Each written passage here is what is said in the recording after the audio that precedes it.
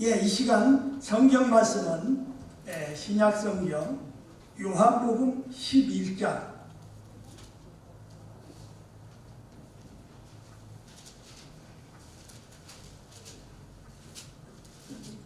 요한복음 11장 1절서부터 4절 말씀까지 보시겠습니다. 제 성경 페이지로는 164페이지입니다.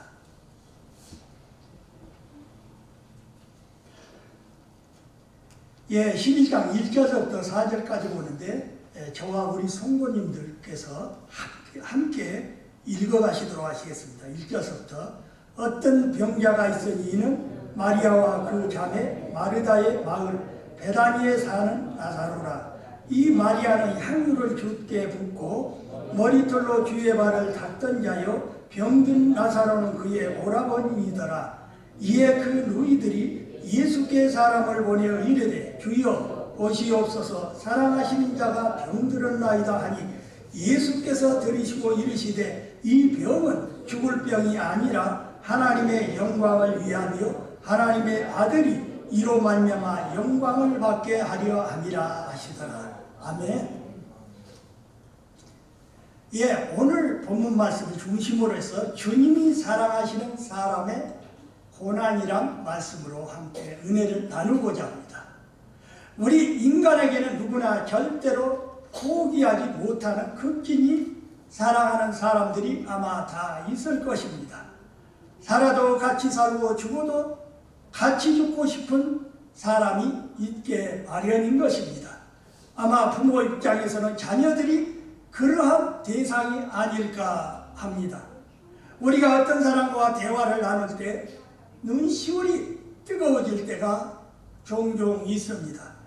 특히 사랑하는 사람이 병들어 죽게 됐을 때는 더욱 마음이 무겁습니다. 차라리 자신이 대신 병들어 있으면 어떨까 하는 생각을 하게 되기도 합니다. 이렇듯 하나님께서 우리 인간을 너무나 사랑하셔서 인간을 대신해 죽고 싶어 하시며 눈시울을 적신 채 인간을 바라보시기도 하십니다. 인간의 몸을 입으신 예수님을 이 땅에 하나님께서 보내셨습니다. 이와 비슷한 장면을 우리는 성경에서 발견할 수가 있습니다. 병이 들어 죽게 된 오라비를 뜨거운 눈시울로 바라보면서 가슴 아파하는 누이 동생들이 이 마리아와 마르다가 바로 그들인 것입니다. 1절의 말씀을 보시겠습니다. 어떤 병든 자가 있으니 이는 마리아의 그 형제 마르다의 촌 베다니에 사는 나사로라. 이 병이 들어 죽게 된 사람은 베다니에 사는 나사로입니다. 그는 1절 말씀을 기준으로 해서 3일 후에 정말로 그가 죽게 됩니다. 사랑하는 오라비가 병들어 죽게 된 것을 누이 동생들이 바라본다는 것은 얼마나 가슴이 아프고 당황스러운 일인지 모릅니다. 진정한 사랑은 상대방을 위해 대신 죽는 용기를 말합니다. 만약 자식이 아파서 몹시 고통스러워한다면 부모는 자신이 대신 아팠으며 하는 마음을 가지게 되는 것입니다.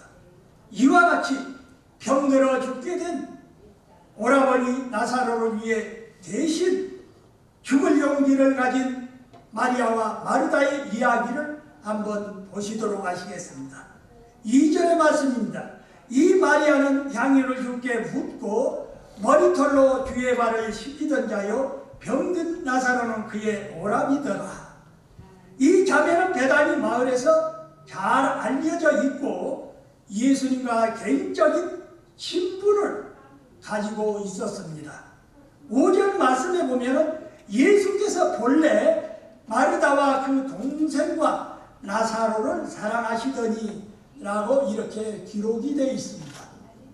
이 말씀을 통해 볼 때 예수님은 이 자매 가족들과 이미 친분을 가지고 계셨습니다. 그런데 2절 말씀을 보면 자매 중에서 마리아에 관한 이야기만 있는 것입니다. 왜 그랬을까요? 이 마리아와 마르다는 모두 예수님을 사랑을 했습니다. 그러나 마르다는 물질적인 것으로 사랑을 했습니다. 그는 예수님이 집에 오시면 음식 준비하느라 매우 바쁘기만 했습니다. 그러나 마리아는 자신이 가장 아끼는 것으로 예수님을 사랑했습니다. 옥합을 깨뜨려 귀한 향유를 예수님께 붓고 자기의 머리털로 예수님의 발을 씻겨드렸습니다. 흔히 사랑의 표현의 방법으로 꽃을 사서 선물을 하듯이 마리아는 가장 귀중한 향유를 준비해 두었다가 머리털로 예수님께 부어드렸습니다. 그리고 여자들이 가장 소중하게 여기는 자기의 머리털로 예수님의 발을 닦아드렸습니다.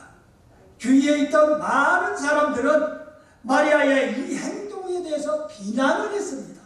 그러나 예수님은 그 여자를 비난하지 말라.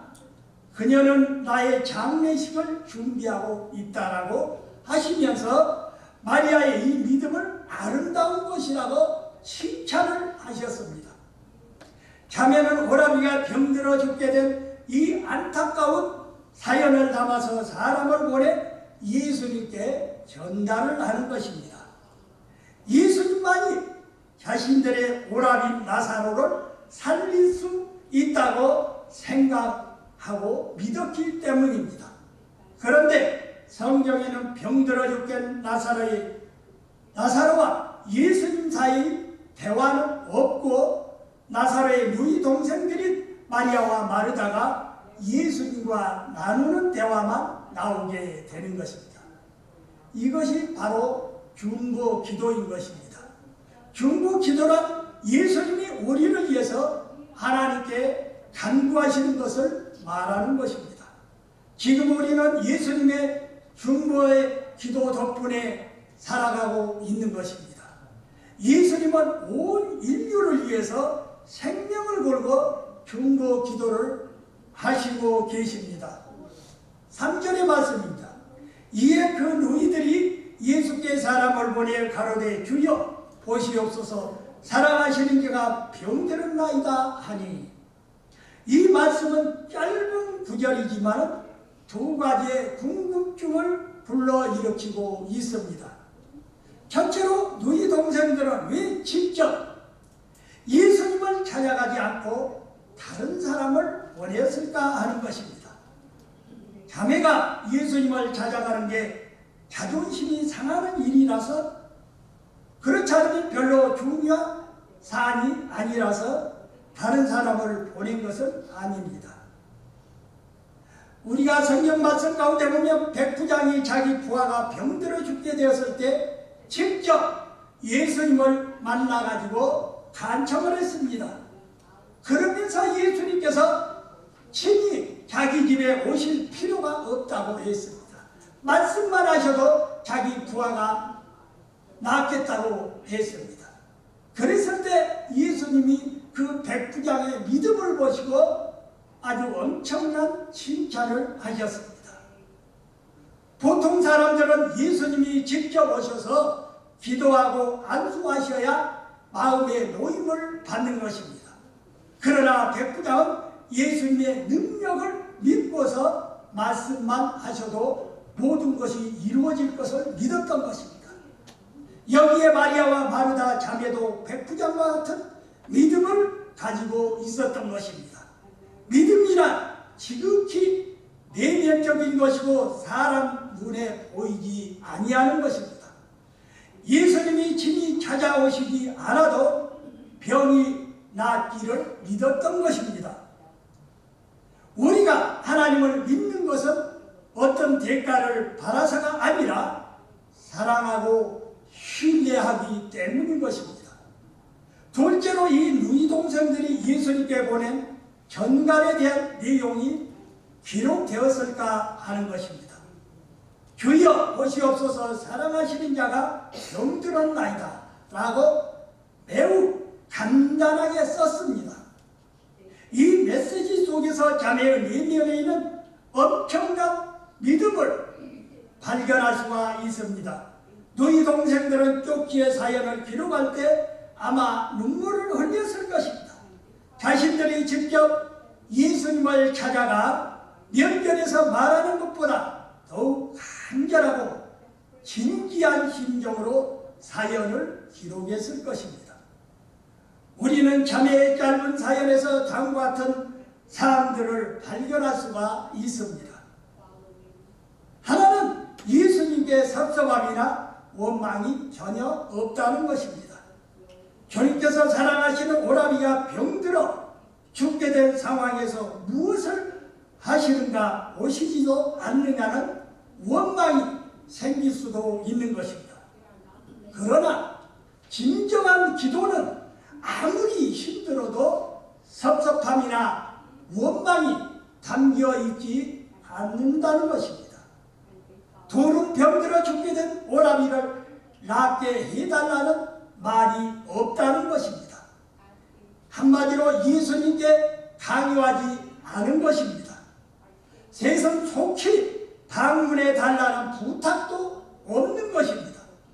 즉 예수님의 능력과 조건에 월권을 하지를 않은 것입니다. 마리아와 마르다는 쪽지에 그런 내용을 전혀 담지를 않았습니다. 내용에 보면 주여 보시옵소서 사랑하시는 자가 병들었나이다 라는 말은 어떤 것에 대한 요구가 아니라 한마디로 이것은 사랑의 호소인 것입니다. 병들어 죽게 된 오라비를 살리고 싶은 간절한 이 마음을 나타내고만 있는 것입니다. 그것은 결국 죽은 나사로를 살리는 결과를 낳았습니다. 곧 능력인 것입니다. 우리의 기도를 기도답게 하는 것은 보이지 않고 만져지지 않은 주님의 능력 앞에 우리가 전적으로 신뢰하는 믿음이라는 것입니다. 주님의 주권과 능력, 지혜, 사실을 그대로 아뢰면서 자신의 이 간절한 소망을 보이는 것이 성숙되고 깊이가 있는 기도인 것입니다. 마리아와 마르다는 주님을 부르면서 사연의 내용을 시작합니다. 우리가 예수님을 주님이라고 부를 수 있는 것은 큰 축복입니다. 그것은 신앙의 고백이요 신성한 고백이기 때문인 것입니다. 우리의 입술이 항상 주님을 부를 수 있기를 축원합니다. 다음으로 보시옵소서라고 적고 있습니다. 이 말은 간절한 희망을 담고 있는 것입니다. 우리 마음에 열망이 있어야 하고 뜨거운 눈물로 기도할 수 있어야 하는 것입니다. 그리고 사랑하시는 자라고 적고 있습니다. 자매는 사랑하는 자라고 표현하지 않고 사랑하시는 자 이렇게 표현을 하고 있습니다. 흔히 우리는 내가 주님을 얼마나 사랑하는데 내가 교회에 얼마나 열심히 다니면서 충성하고 있는데 라고 말합니다. 그 말의 주체는 바로 자신이 되어 있다는 것입니다. 그러나 자매는 좁게 예수님이 사랑하시는 자라고 이렇게 표현을 하고 있습니다. 그것은 하나님이 독생자를 세상에 보내주실 만큼 인간을 사랑하고 계십니다 라는 뜻인 것입니다. 여기에 희망이 있는 것입니다. 그러나 인간의 사랑은 불완전하고 진실하지 못한 때가 많이 있습니다. 인간을 향한 하나님의 사랑은 완전하며 목숨마저 버리는 것입니다. 마지막으로 병들었나이다 라고 적고 있습니다. 이 병이란 말은 죽게 될 정도의 쇠약함이라는 뜻을 가지고 있습니다. 하나님의 국민에 의지하고 하나님의 사랑과 은혜에 희망을 건다는 내용인 것입니다. 4절의 말씀입니다. 예수께서 들으시고 가라사대 이 병은 좋을 병이 아니라 하나님의 영광을 위하며 하나님의 아들로 이를 인하여 영광을 얻게 하려 함이라 하시더라. 그것은 하나님의 일을 드러내기 위함이라고 예수님은 말씀을 하셨습니다. 질병에는 죽을 병이 있고 살아날 병이 있다는 것입니다. 예수님은 나사로의 이 소식을 들으시고 이 병은 죽을 병이 아니다라고 말씀을 하십니다. 즉 하나님께 영광을 돌리기 위한 뜻이 있다는 것입니다. 실제로 나사로는 죽었습니다. 그리고 4일 후에 예수님이 나사로를 다시 살리셨습니다. 우리는 죽음에 대해 걱정하지 말아야 합니다. 믿음을 가진 사람은 죽어도 다시 살아나는 것입니다. 사람은 죽음으로 모든 것을 끝내지만 하나님은 절대로 끝내시지 않습니다. 죽음은 인간이 만드는 것이 아니라 하나님의 섭리에 따르는 것이기 때문인 것입니다. 만약 우리가 일을 하다가 망했다면 그것은 저주가 아닙니다. 우리는 다시 일어설 수 있기 때문입니다. 위대한 사람들이 감옥에 갇혀 남긴 글들이 세계적인 작품이 된 경우가 많이 있습니다. 고난은 비극이 아니라 축복인 것입니다. 그래서 순교가 아름다운 것입니다. 우리는 예수님이 나사로가 죽을 것을 미리 아셨다면 그 전에 살려주셨으면 얼마나 좋았을 텐데 라고 생각할 수도 있습니다. 그러나 예수님은 사람을 통해 전가를 받으시고도 3일이 지나도록 가시지 않았습니다. 나사로가 죽을 때까지 기다리신 것입니다. 마리아와 마르다 그리고 사람들이 생각했던 최선의 응답은 나사로의 병을 고쳐서 낫게 하는 것이었습니다. 예수님의 뜻은 달랐습니다. 나사로를 죽음에서 일으켜줘서 하나님의 영광을 보이는 것이었기 때문입니다. 믿음이란 죽어도 다시 사는 것입니다. 우리가 죽음으로서 끝나는 게 아니라 하나님께서 끝내셔야 모든 것이 끝나는 것입니다. 삶에서 여러 가지 일로 실망스러울 때 할렐루야 아멘으로 한번 외쳐보십시오. 그러면 하나님께서 여러분과 함께 하실 것입니다. 우리의 고난으로 인해서 하나님께서 영광을 받으실 것입니다. 사랑하는 성도님들, 고난을 축복의 도구로 삼으십시오. 예수님은 나사로의 소식을 들으시고 죽을 병에 걸린 게 아니라 하나님의 영광을 나타내기 위한 고난이다 라고 말씀을 하셨습니다. 하나님의 자녀들에게 있는 각종 질병들이 저 건너편에 있는 새로운 역사의 축복으로 이루어지기를 주님의 이름으로 간절히 축원드립니다. 네, 기도드리겠습니다. 좋으신 우리 아버지 하나님, 이 시간으로 이 말씀을 통해 우리의 삶 속에 여러 가지 어려운 시험과 고난들이 많이 있습니다. 그러나 그 속에는 하나님의 역사와 축복이 반드시 있다는 것을 다시 한번 우리가 기억하면서 우리의 삶 속에 어떠한 시험 가운데서도 우리가 실망하지 않고 믿음으로 전진하는 귀한 믿음의 승리자가 되기를 소원합니다. 우리 주 예수 그리스도의 이름으로 기도합니다. 아멘.